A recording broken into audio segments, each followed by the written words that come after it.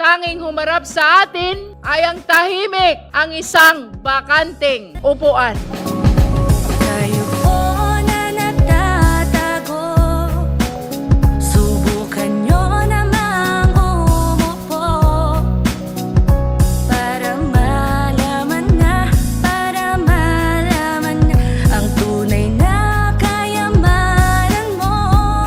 Total for both 6,721,227,712.95 centavos.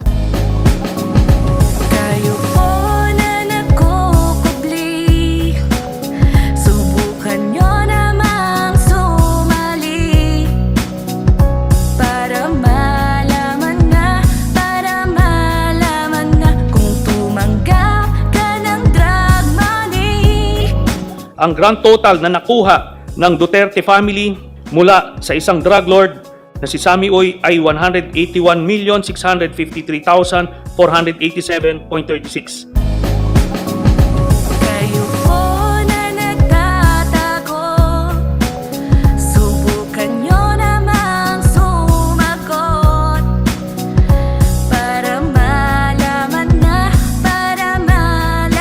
na kung totoo ang pagbabanta mo.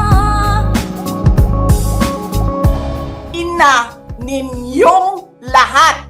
Martin Romualdez, Lisa Marcos, Bongbong Marcos. May kinausap na ako na tao. Sinabi ko sa kanya, kapag pinatay ako, patayin mo si BBM, si Lisa Araneta, at si Martin Romualdez. No joke, no joke. The chair right before us, it remains empty. At tila sanay na po tayo sa tanawing iyan.